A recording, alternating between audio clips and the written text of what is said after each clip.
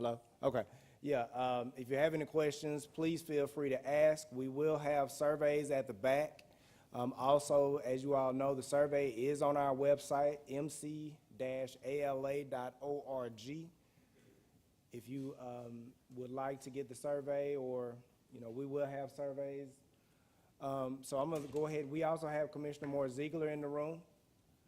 So if you have any questions about your district, if you live in District 2, you can ask her that. So I'm going to go ahead and turn this over to Jack. Thank you all for coming. Thank you. I've seen this seating arrangement in 7th grade. You got girls on one side and boys on the other. This must be the new age here. You're the one girl, you're the one guy.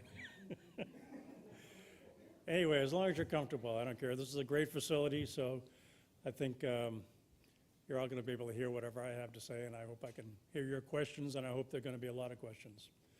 I know we have a couple of people here earlier this morning when we had a meeting for service providers, so I'm going to put them on the spot a little later.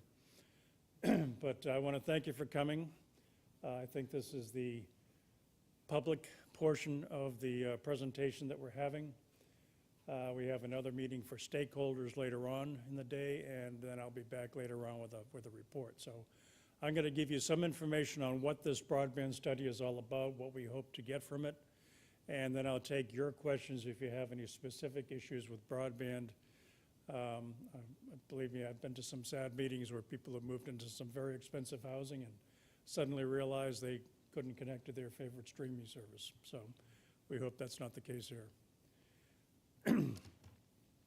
My name is Jack Madam, and I am the Senior Broadband Analyst with Design 9. We are a small engineering consulting firm focusing exclusively on telecommunications out of Blacksburg, Virginia. I have a small confession. I have not been to Blacksburg, Virginia in over 5 years for various reasons. One is that we've always been kind of far-flung. Even though we're a small company, we have folks in North Carolina, Montana, New England, and I happen to be in California at the moment. But I do travel around a lot. I've done about 70 of these studies. We've done over close to 300 of them now, in counties, municipalities, groups of counties. We finished an 18-county study in northeast Wisconsin last year. We've been in the process of a study in 14 counties in East Texas. So all around the country. And so you're not the only county that's got broadband problems. Fortunately, you're one of the 300 that has sought our help, and we hope we can be of service, especially these days. It's very important, and I'll explain why that is in just a moment. The broadband study used to be just an academic exercise. In other words, a county or a city got some money, and they got money to hire a broadband consultant to study their broadband. We did the study. The study went up on the shelf, never to be referred to again. And then the pandemic hit, and then people realized that they needed to connect to their schools, their business. They needed to connect to the cloud to get their files, to do streaming, on. And that issue certainly was developing before the pandemic, but when the pandemic hit, it became an emergency.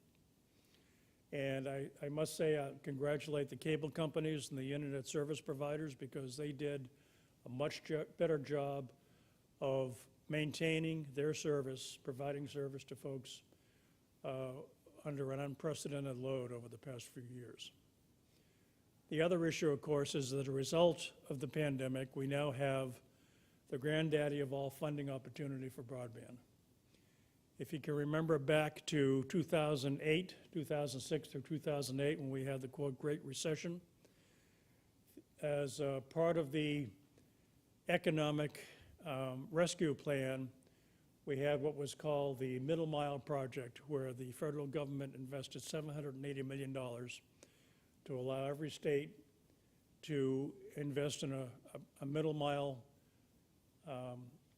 broadband core, which at that time was an unheard of amount of money to be spent on broadband by the federal government or any government.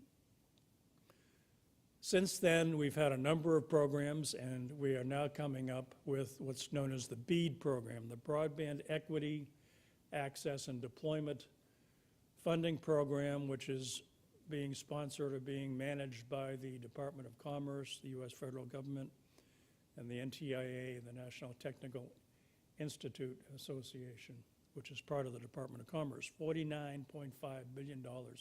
Actually, a total of $60 billion to be spent on broadband, but the BEAD program itself, the hardcore, is $49.5 billion. Included in that is not only money to expand broadband into those areas that don't have it now, but also to provide funding through the equity portion of the BEAD plan to give people money so that they can subscribe to a broadband service which might be available now, but they can't afford to get it. So we're going to be focusing on both of those aspects in the plan. So one of the first things we do, as was mentioned earlier here, is we're doing a survey. And the survey is online. It's 24 questions, takes about 5 minutes.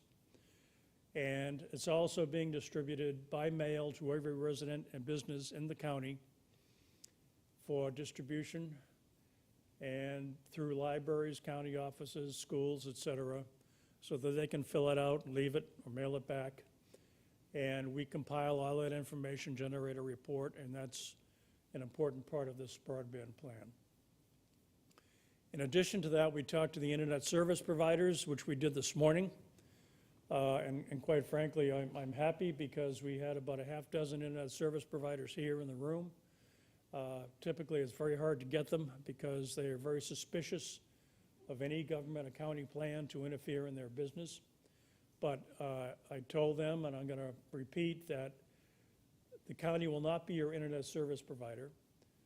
The county wants to be sure that the internet service providers have a proper plan to expand their services throughout the county and is willing to go into partnership with them in some form in order to make that money available to them for distribution.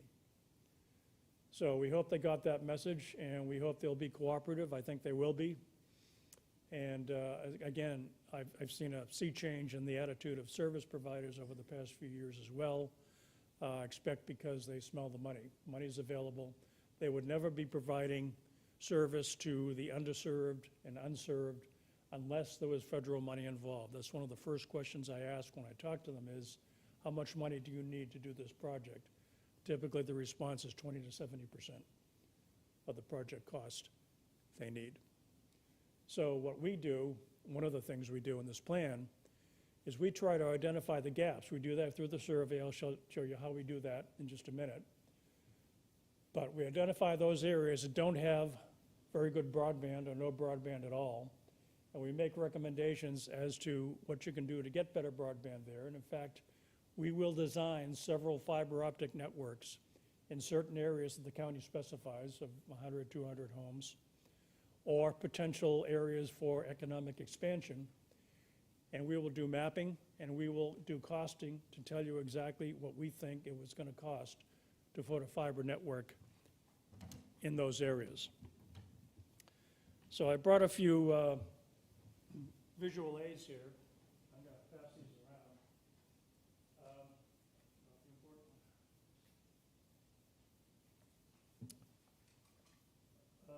Typically, and I'm not trying to put you guys in the spot, but the internet service providers will tell you that government individuals shouldn't be involved in this because it's too hard, it's rocket science, brain surgery, et cetera. But we know what it is because we build networks, we manage networks around the country, and we know it's a construction project. It's digging holes in the street or putting fiber up on telephone poles. This is an example of 288 strand fiber, and this is typically what you would put in the ground or on poles. Generally has some more covering on top just to protect it from the weather and all. But this is essentially what it looks like. It costs less than 50 cents a foot.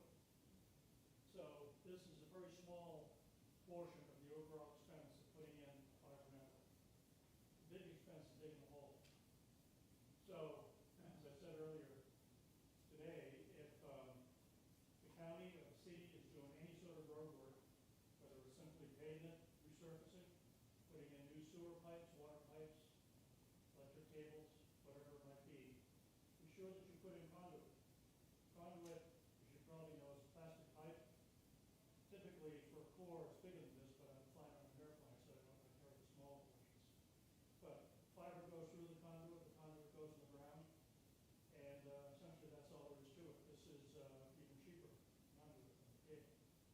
you need to buy a switch and a few other things, but that's basically what it is. So I'm gonna pass these around, we need to get it back, it took me quite a while to get this from Katie, so I need to get it back. This is an example of another type of conduit, this is for micro trenching. Typically with that conduit and that cable, you put it 2 or 3 feet underground under the street. In this case, you've got a small groove, you've probably seen these saws that go along the street, where they need to, for some reason, cut a segment of the roadway. So if they cut a slot, they stick this conduit in there, there are holes in the side, run the cable through there, you've got yourself a fiber network. A good team can put about a mile a day of this stuff in the ground, fiber and conduit. So again, not rocket science, it's digging holes. This is an example of conduit that might go into your home, under the lawn, or under a driveway. It's got a little copper cable in there so you can detect where exactly the fiber is. And this is the fiber that would go through this conduit into your home. Typically 2 strands would go in. And here's a picture of me down in Austin, Texas, about 5 years ago, holding a segment of fiber optic cable. It's got 3,256 strands, 3, 4, 5, 6, I can remember that. And it's a little more expensive than that, but still, you can get this, put it in the ground. They now have it up to about 10,000.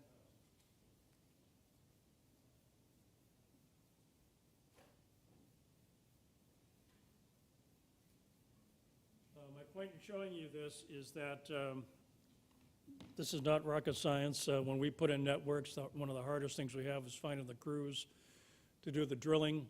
It used to be that most fiber went on poles, but getting access to the poles became problematic because the electric company realized, well, here's a communications company wants to use my poles. It's a good way for me to get new poles. So instantaneously, all their poles became unsuitable, had to be replaced.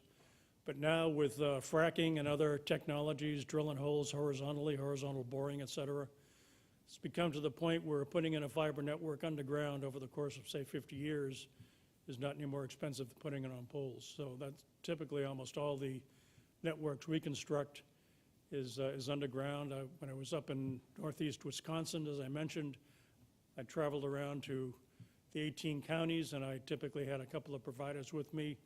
One of them put fiber in, and one of the county commissioners said, well, nobody's going to put fiber up here underground, and the guy sitting right next to me runs the company and says, we do it all the time. So again, if you're digging a hole for any reason in the street, be sure there's conduit put in the ground. So now I can have a heart attack and drop dead, and you've got the important message. What I'm going to show you here is a plan that we just finished. We did 17 counties in Pennsylvania.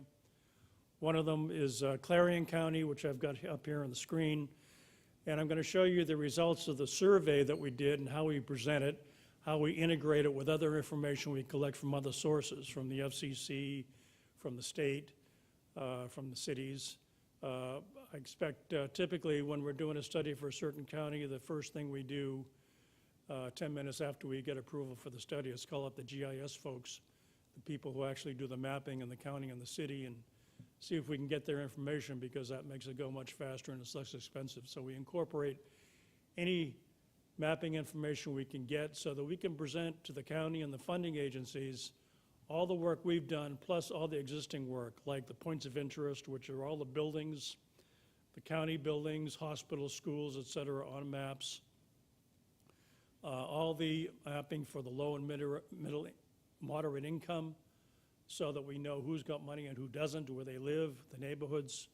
And we do that because all of the funding is pretty much designated either to areas that are unserved or underserved by broadband, or those areas of low income. So we're going to focus on both. We're going to try to identify the gaps in the broadband, and we're going to do that by working with the county and the internet service providers, and by doing the survey. And we're going to use the income distribution maps to figure out where people are who might be able to take advantage of the equity portion of the BEAD plan, get that $30 a month so they can subscribe to broadband. By the way, the ARPA plan and the pandemic funding that came out actually had a test. They had $50 a month that was available for a year or so for folks who needed broadband, and the plan worked very well. So again, this is Clarion County here in northwestern Pennsylvania, just north of Pittsburgh, very rural county.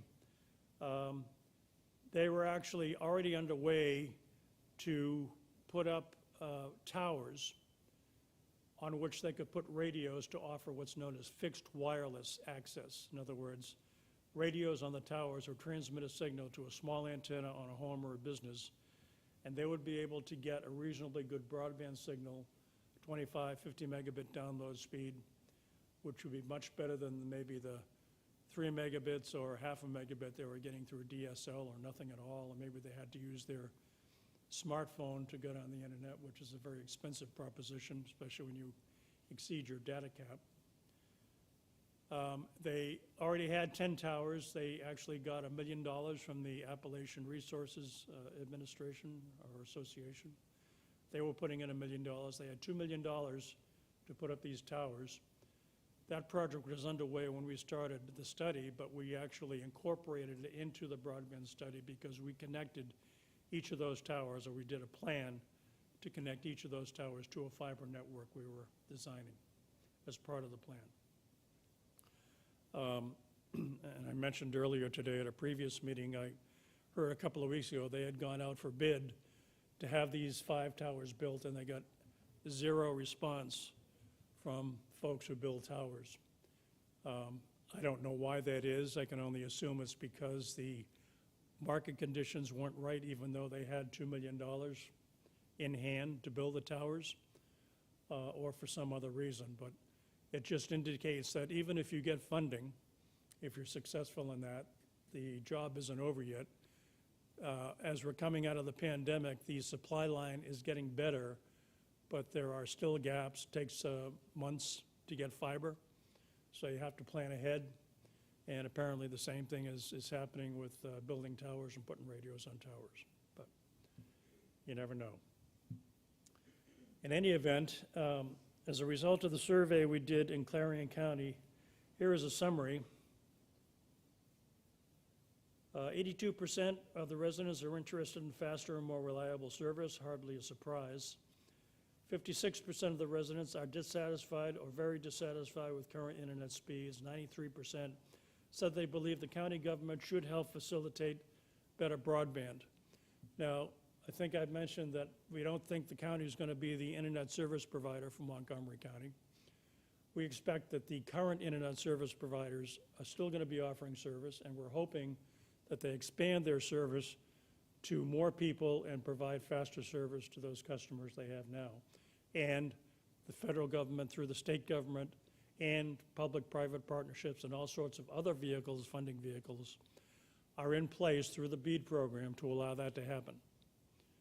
So this is a great opportunity for the county to take advantage of that. You're doing this study at exactly the right time. People are paying attention. People still remember, most of them, the pandemic and what happened. So we want to be able to capitalize on that opportunity and get as much money from Montgomery County as we can. So how did we arrive at these totals here? Well, we went through it bit by bit, literally. And as I said, the survey, what you were told earlier, is available here in printed form. It is also available online. Asked 24 questions. It's one page, takes about 5 minutes to fill out. First question is your address. We don't ask for a name, but we do ask for an address so we can geocode the information. I mentioned how important the mapping is. This is an example of how it gets integrated. So we take all the responses that we got, in this case, say question number 1 or 2. What is the download speed of your internet connection? And it goes from less than 10 megabits per second all the way up to greater than 100 megabits per second, and the ever popular, I don't know, which is a valid response, because even if you have a contract that says you may be getting a certain speed, like you may be a winner in a lottery, you're not often going to get that speed. You may get it on occasion, but you don't really know from time to time and at a particular point in time what your speed is. So that's not as ridiculous a response as you might think. So we color code it, and for those of you who colorblind, I'll point out some of the areas here. Even if you don't know anything about Clarion County, you can pretty much tell where the populated areas are because those are the green dots. And the brown dots are typically the rural areas, in this case in Clarion County up in the northeast corner, down in the southeast corner, and over here in the western corner, have poor internet because logically it just hasn't been worth it for the internet service providers, as we saw, because they got no bids to put up new towers for fixed wireless access to do this. So somehow we have to sweeten the pot in Clarion County and make it more attractive to internet service providers. So we hope a portion of $49.5 billion will help. So this is a good way of identifying those areas that don't have good broadband. So what we did was take this information along with the results of the 23 other questions, and we actually drew, which I'll show you here in a bit, a middle mile network which went to all those places that didn't have good broadband, which is kind of the reverse of what a sensible internet service provider would do. They want to go to those places where there are a lot of people because that reduces the cost per user in installing their communications, their fiber, their cable, or whatever it might be. So I'll show you how that worked, and the point is that we're showing the funding agencies that network. We've got it segmented, so depending upon how much money the funding agency has, they can fund this portion of the network or that portion of the network. Then we can go somewhere else or come back next year and get some more funding. Because this is an organic process. It's going to go on year after year after year. It's not a one-shot deal. Any questions on this so far as to one of the main functions of the survey? I'm just going to quickly go through some of these other questions. This one is, what is the upload speed of your internet connection? And this question is a little more useful than it might appear because certainly we found out with the pandemic and we found out with the increase in teleconferencing, work from home, remote education, that you need to be able to send stuff back from your computer to some other source rather than just getting it down like you would from a streaming service. So upload speed can be as important as download speed. And typically the technology cable companies have is the upload speed is typically much slower than the download speed. It's just the nature of it. So it's important for us to know where those areas are as well. And then as a qualitative question is, how satisfied are you? You don't have to know anything about the speed. You just have to know if you're happy with it.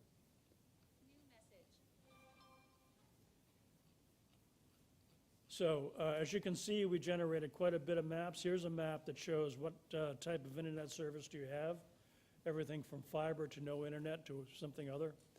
So as you can see, there's cable modem, wireless ISP, satellite, DSL, dial-up, et cetera, and we plotted all that information out in the map. Who is your service provider? That information is included here. Do you work from home?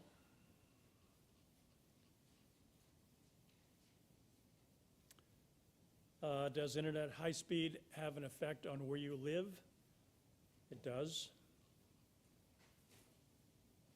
Would you like fiber internet?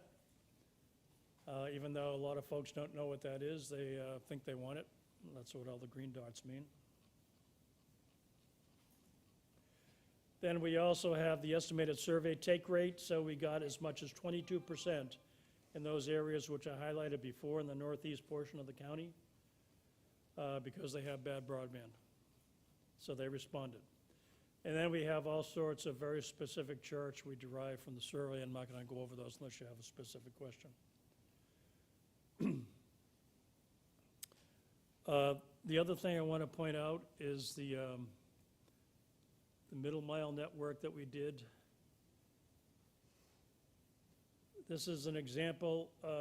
We took all the information that we derived, all the information we got from the county, the FCC, the state, et cetera, regarding the level of connectivity, regarding the income levels, et cetera.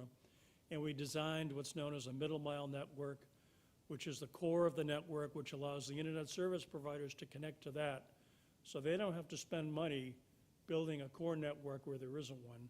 They can focus their money and their involvement on connecting their local network to this core and they can sell their services directly to the residents and the businesses to which they connect, and then the other end of the connection goes to this core network. Now, many of them, of course, have a core network, but typically it's not in the area that we have identified as not having very good access. And as you notice, we've got it color-coded here. We've got the mileage of each segment of the network. So we've named these, names aren't shown on this, but segment 1, segment 1A, segment 2, et cetera. So we can go to the funding agency and we can say, how much money do you have? Here's our circumstance. How much can you fund? And when can you do it? And then, of course, we need to have somebody build the network, and that's probably going to be an internet service provider or a construction company, because the internet service provider is just going to hire a construction company to build the network. So let me show you some of the costing information on that as well. Well, let me show you this one first. This, again, is integrating the moderate income, low and moderate income information that we get from the Census Bureau and HUD, Housing and Urban Development, integrating that in with the county, and then overlaying the responses from the survey on this. So we not only know who doesn't have good broadband, but we also know who doesn't have money to subscribe to it. So that's important information for the funding agencies to know as well. So let's just take a look at a segment here. Okay, this is a middle mile fiber. Can you see this, by the way? I can see it up there. I guess you can see this.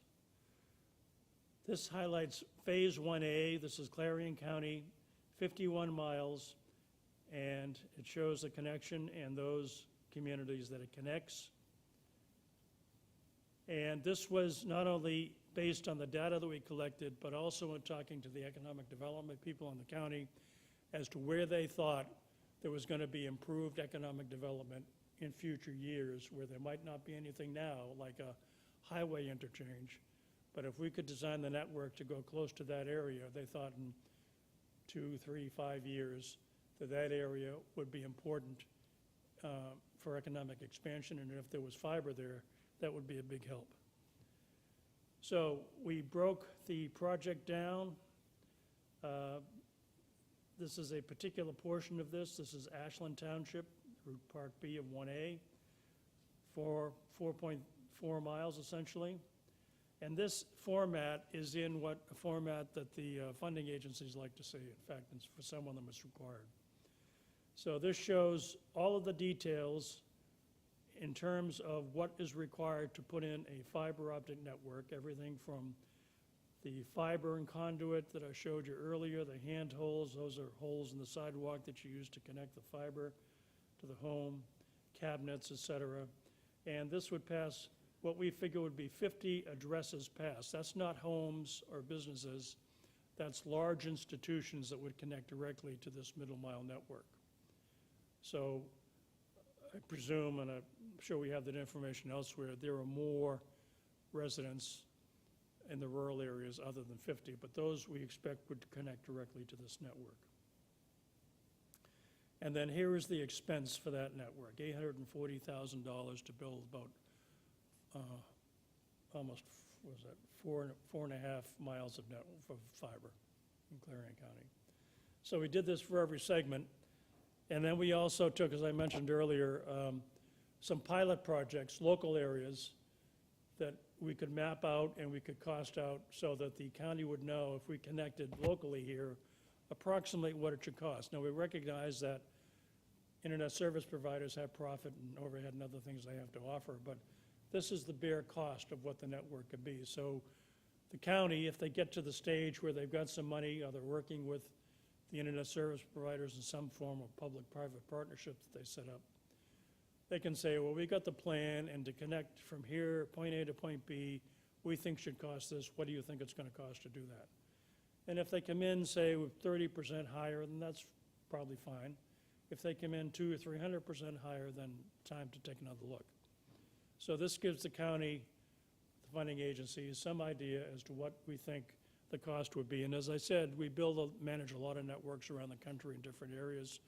We keep track of all these costs, so we got a pretty good handle on the cost. Our costs tend to be pretty conservative.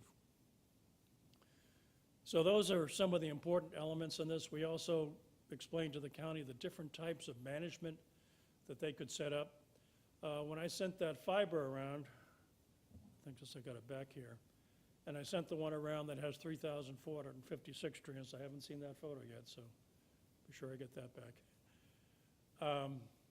The county could say, well, I'm part of this project. We want access to 24 strands or 48 strands. Now, if you've got 288 strands that you're putting in as the core, or you got even more, then certainly it wouldn't be a problem for an internet service provider to do that. They might be shocked by the county making that demand, but no reason why they shouldn't do that. I already explained how much this costs, not very high. We built a network for a small community, Highlands, North Carolina, in the mountains of western North Carolina. It's got about 2,000 permanent residents. It's trying to be a vacation spot in the mountains. And they demanded that we put in 864 strands in the core because they figure that eventually every business in the city is going to want their own strand. And we think that's what's going to happen too. If I didn't mention it in this meeting, I mentioned it previously that we think everybody eventually is going to get fiber, just like everybody now has electricity. And in 1920, that would have been unheard of, because at that time, electricity was considered a luxury, only rich people had. Same thing with broadband. It's going to take a while, but as long as you get on the train and get involved, even if you start out slow, over the course of time, you're going to have a great network. I can give you all sorts of stories, communities I visit, like Sandpoint, Idaho, small community out in the middle of nowhere that has the second deepest crater lake in the country, has a little bit of mining, has some skiing, and the utility department took it on themselves to connect all the county network, all the county buildings to the county seat. And when I came on the scene about 3 years after they started, they had a first-class network, and they hired us to commercialize it, to spread it around to businesses and residents.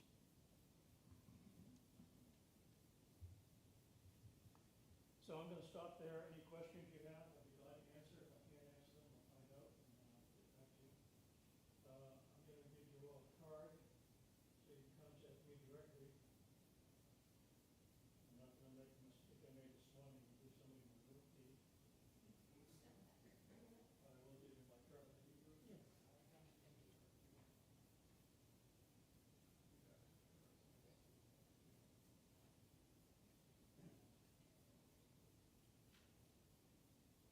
So ask away.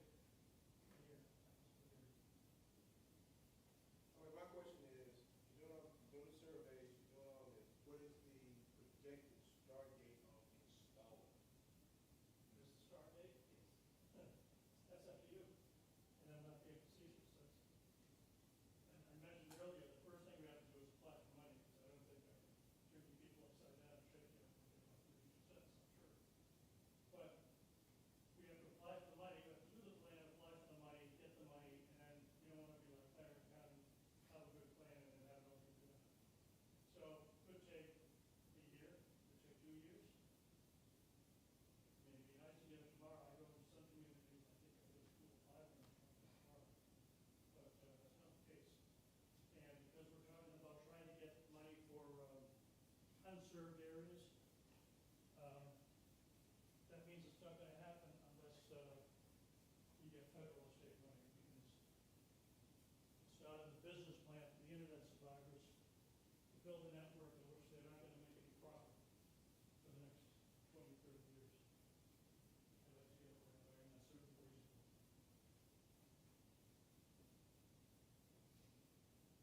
That's why it's important to start now, and you've already done that. You're in a great position, more so than most other communities in the country.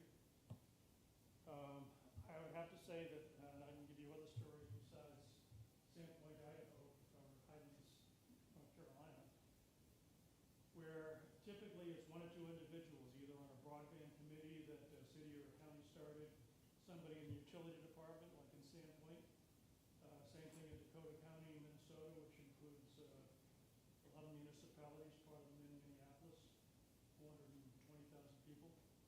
1 one guy in the utility department over a span of 15 years went out and made deals with all the gas company, electric companies, they're digging a hole, and made sure there was conduit in that hole. He did it unauthorized. He made him more popular than Paul Bunyan in Minnesota, but it was controversial at the time. But the point is that, again, the county called us out because they had so much fiber, they didn't know what to do with it, and they distributed a lot of it to municipalities in the county. So it had a good ending, but it was this guy really took a chance when he did it. I would say that as we get into the study, what we're going to find, there are going to be some similarities to other parts of the country, but I'm going to say that Montgomery County is not going to be the worst in terms of their current connectivity. Many of you come to West Virginia. We did studies in about 12 communities, 12 counties there, and pretty bad. A lot of it has to do with the topology, the geology. It's all hills and valleys. If you've ever flown out of Washington, Philadelphia, across Virginia to West Virginia, it's all flat pretty much. Until you get to West Virginia, and it's like flying over a washboard.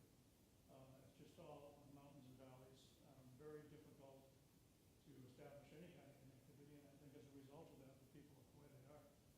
They've been taken advantage of by mining companies, extraction, et cetera. But they're in very bad shape. And unfortunately, they think that everybody's going to bail them out, and they sort of adopted that attitude. In the studies we did, I don't think there was really that much positive response in terms of follow-up, because it just wasn't in their DNA. We've seen other communities where it's made a big difference. In those 18 counties in northeast Wisconsin that we did, 14 of them have received funding, partly on the basis of the plans we did there. So there is hope. Again, it's personal initiative. The money might come from the federal government, but the request, the intelligent request, with evidence behind it, a sensible request, flexibility, and cooperation with the ISPs, and we've gotten that so far just in the few hours I've been here in the county, meeting with a half dozen ISPs this morning. It's a good sign. So we hope we can continue with that. We'll have more discussions with them in more detail, try to get as much information as we can about where they're providing service. We've already done that. We do an internet service provider report as a part of this plan, where we actually look at every service provider that's offering services in Montgomery County, how much it costs, what sort of services they're providing, where they are. We break it down by zip code, and we provide a report. It's 25, 30, 35 pages of report. So you can look in there and see who's providing what. Is this the last study? Pardon me? Is there more studies to be done, or is this the last study before implementation? Well, that's a good question. This is not an engineering plan. Typically, an engineering plan is what you do when you get the money. That's the next step. The engineering plan decides sort of foot by foot what goes where. All the stuff that I showed you, how much it was going to cost, how many handholds, how many cabinets, that sort of thing. Those have to be planned out, and that's the engineering plan. So that would be the step after you get the funding. This should carry you up to the funding agency to provide them with the best information, to let them know that Montgomery County is serious about expanding the broadband. To give you the money and allow you to go out then to do the detailed engineering plan and hire the company that's going to dig the holes and put in the fiber or build the towers or connect to the utility poles. So it's an organic process, goes step by step, well thought out. We can help you with it. When we do this plan, it's not over. If you have questions, we're glad to help. Yes. All right, but you talked about who gets the money. Yeah. Who gets the money? That's a good part of this as well. The notification of funding opportunity, that's the formal name, it's called, the brief, it's an acronym for NOFO, which all these federal agencies send out when they have money to give out. The B NOFO is very readable. I've gone through it. 99 pages. It's not gobbledygook or jargon too much. says that just about anyone can apply for this money. It can be a county, it can be an ISP alone or together. It can be a public-private partnership. It could be individuals getting together in a community and deciding to do something. If they provide an intelligent plan, they might be able to get some money. So, I'd be glad to email the plan to you, anyone who's interested. If you want to take a look at it, it's worth a look.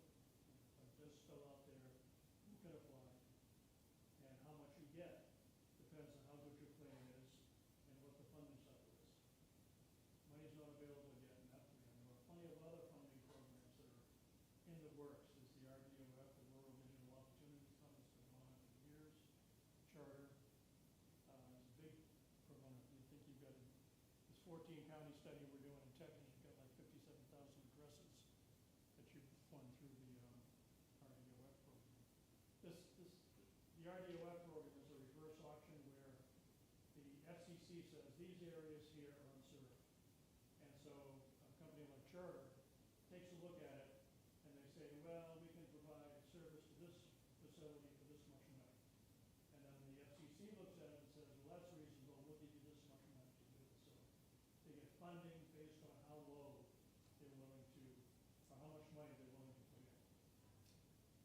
So that program has worked pretty well. The only problem is they have 6 years to do it. So during that time, if you happen to be an address that's eligible for the RDOF program, you're not going to get anybody else providing service for 6 years.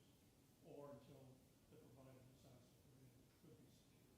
Might be tomorrow, but probably won't. But in addition to that, there are plenty of other programs. I mentioned ARPA and the results of the pandemic. There are still some programs floating around from the recession. And then there's the standard FCC programs where they provide funding for underserved areas and low income. So the BEAD program simply builds on top of that, and it's very big, very, very big. But I just wanted you to clarify that the county is not going to be an internet service provider. I said that earlier. County is not going to be an internet service provider. Well, we're not going to recommend that. The county may decide to do it, but I doubt it. But as I said, there's no reason the county can't be involved in some of the planning, some of the sort of vouching for a proposal that goes into the Department of Commerce for the BEAD funding, saying that they know this company and they've worked with this company or something else. Or directly in partnership with them. What was that? The county will not be an applicant, correct? She said the county will not be an applicant, is that correct? Oh, that I don't know. The county could be an applicant and manage the money. I don't think the county is going to actually build a facility like they did in Sandpoint or Dakota County. But there's no reason that the county couldn't bid on the money, get the money, and then have a competitive bid among the providers to see what sorts of services they would offer for how much it would cost, and then dole out the money, possibly in return for getting those 24 or 48 or certain number of strains for their own internal use. That's a possibility. There's no prohibition to the BEAD program from the county that I'm aware of. I will tell you though that, give you an example in Texas, in East Texas County of Government, so this 14 county group where we've been doing a study for about 3 years. The internet service providers are doing it on their own. That's partly because the COG felt a little reticent about getting involved because they're not a county, they're approved counties, they're really awkward in their political positioning.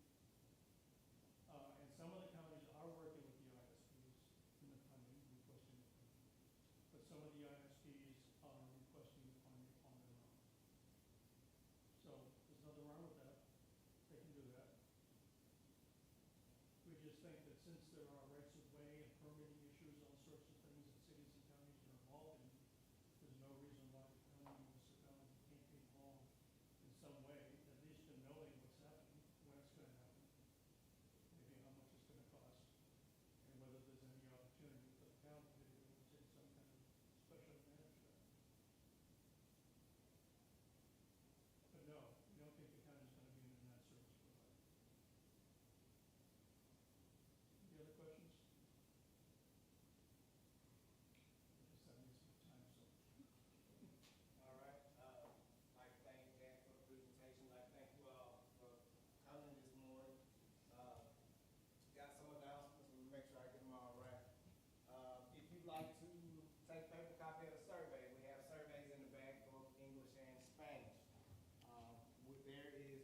sign up on the sign-in sheet so that we have email addresses, so when Jack is ready to send out plans as an example of what other counties are doing across the nation, we want to make sure we can not only send you that information, but keep you up to date on what we're doing as we go along in this process. This is going to be a longer process, and I know people need the service, but some of these programs take time, and we just really appreciate you all for coming today, to show your support for us making this footstep toward this initiative.